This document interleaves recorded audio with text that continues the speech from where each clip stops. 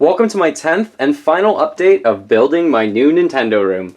Hey Nintendo fans and collectors, Lithium here from my channel Nintendo Collecting, bringing you, like I said, my 10th update. I have 10 things to talk about that I've essentially done in the past 10 to 12 days of this Nintendo room, and I must say I'm getting really excited because I think the room's roughly 90% completely done, to the point where I am proud enough to show it in my 2015 new Nintendo room tour. I can tell you that that video will be coming next week. So if I do any updates in here beyond filling in some boxes, maybe I'll do videos about them in the future, but my new room tour will definitely be posted next week. That's so exciting. Thank you for being so patient. I just wanted to make this room look as good as it can possibly be. So update number 1 of the 10 things, something that I am really proud of. This is my Pokeball table that I have now completely finished. If you follow me on Instagram, and hopefully you do follow me on Instagram, there's a link in the description below the video to that, you'll know that I was painting this Pokeball table. It's finally done. This thing deserves its own video, which I might actually talk about it more at length in its own video, like I said. But it is finished. It's a very simple design. It probably took me about 10 hours to do. It is finished with polyurethane so that it is sealed in case you spill on it. It will not damage it or anything like that. And it fits in so well with those stools below it. Fantastic addition to my Nintendo room. Really proud of that. Update number 2, again, if you follow me on Instagram, you'll know about these already, but I was designing some signs for each of the shelves in my Nintendo room, so you can kind of see them above all the shelves right now. They kind of will be housing all of those consoles below it, which makes a lot of sense. So these things, I must tell you, there's a small story behind them. I bought a Target sign that is, I think it's 3 feet basically by 8 inches tall. And that was my idea, to actually use those in this room, but they don't quite fit. They're very heavy. If they fall on someone, they would really hurt. And I wasn't sure how to mount them to the back. So I decided, hey, I'm going to use my own signs. I'm going to design them. So I pulled out Photoshop, or the program on the computer, and I started to do this. And I finished all of them, and I went to print one, and the quality and the resolution was just terrible. I should have known better. So I had to redesign all of them with a higher DPI, I think 300 DPI, to increase the resolution so that they looked really good when they came out. So here you see the handheld sign, and so my idea right now is to have the handheld consoles below there, but that's probably going to change in the future because I really did see myself having the Nintendo Entertainment System here as well as the Super Nintendo, so that's why there's kind of a Super Nintendo sign just in there you can kind of see tucked away. So there is my Nintendo Entertainment System sign with a retro kind of 8-bit Mario looking really awesome. And then over here we do have the Super Nintendo sign with a Link on the side. Then we have 4 for the Nintendo 64 because that is a very extensive collection that I have. So this one has Mario, obviously he's flying. Then we have Donkey Kong. So choosing these characters was pretty fun actually, as well as the color scheme for these. Then we have Fox. We also have Link, of course. I felt like Link had to be on there because Ocarina of Time and Majora's Mask are just outstanding games for that console. For the Gamecube, I designed 2. This one has Samus on it. The other one has Captain Olimar. I will ultimately need both of them when I get all the Gamecubes and probably move things over a little bit, but we'll see when I get to that point. So for now, I'm using this one. Then I have a Wii one with Kirby, and then I have another one, which is the Wii U with Rosalina. To justify why Rosalina is on that one, because she's a playable character in, I think, 3 Wii U games, and I don't think she's a playable character in any Wii games, so she's on there with Luma looking pretty awesome. So that's update number 2. But update number 3 kind of goes hand in hand with that. My wife really noticed that the lighting above these, let me just show you for a second, let me turn off those lights. The lighting was like this, and it was kind of really dark, especially in person. Maybe it looks actually lighter when I film the video, but it's very dark to kind of see those signs. It's fine, but it's not that good. So she actually talked me into buying new lighting, I guess, and I was waiting for that to come in. So that's one of the things I've been waiting for. So when I turn this on again, I have a controller right here, that's how I'm doing this. So I can change it to any color I want, which is really awesome. If I want it to be red, or green, or blue, you can make them lighter, or you can make it more bright if that's what you want to do, or darker.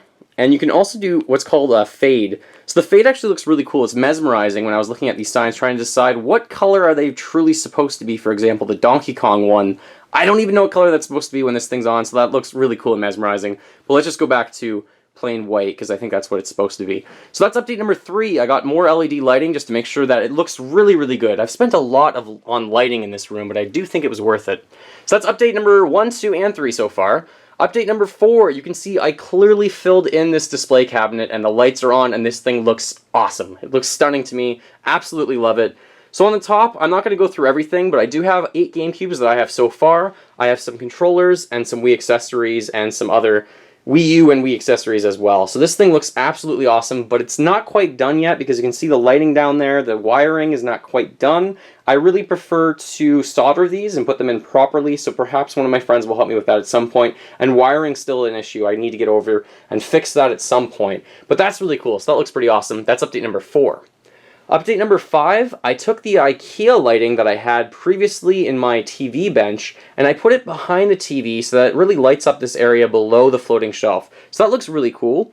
I do think I might actually move those lights and put them inside of this TV cabinet, but I'm not sure if I'll do that at some point or not. I don't want to ruin the consoles and the lighting on them and anything like that, so I might actually leave it like this.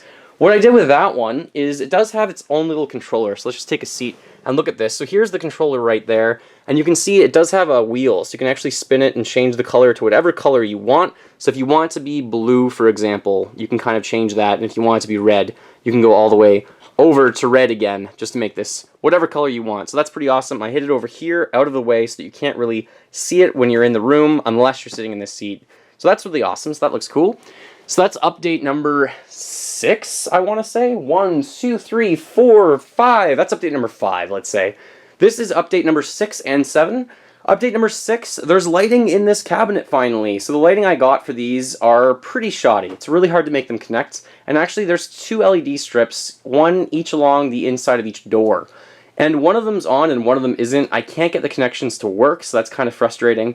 But the one LED is doing this justice. It looks really awesome. With 2, it might be really bright. So I'm really proud of this. This has the worldwide N64s in it and controllers. I think I'm missing one of the worldwide controllers. 2, because one of the ones I have is a fake, actually. So I have 28 of the 30, roughly. So that looks really awesome. So update number 6 was the lighting, and update number 7 is this thing is now full, and it looks fully operational, and it looks absolutely stunning. There is one more shelf layer below those 2 tables. Those 2 tables could move if I want, but I want to kind of keep the tables, so it's covering one shelf. I don't really need it for now, so that's fine. So update number 8. You can see along the top of this room, I do have the lighting, but I do also have the World of Nintendo figures going all the way around. There's going to be a lot of these. I'm not sure how many waves, but 3 waves have already been announced. I think a 4th wave's coming for sure as well. So I must say, there's a lot of these. I'm not sure where I'll put all of them. I might start stacking the micro figures by 2s or put them somewhere else in the room. We'll see what I do with all of these. But I almost have them all the way around, and I must also mention I did just get Ganondorf, so he's my most recent pickup probably. Here's Ganondorf. He is huge. He looks absolutely awesome. There was a Metroid version of that as well that I don't have yet. If anyone can find that, that would be awesome. They usually cost about $20 in store because online they're like 50 bucks. It's not worth it. And actually, Wave 1-3 is out already in some stores, which includes Princess Peach in a 4-inch version like these ones, and it also includes Fox McCloud, which I do want to get my hands on at some point. So that's going to be really awesome if and when I can find those and put them in this room. So that is update number 8.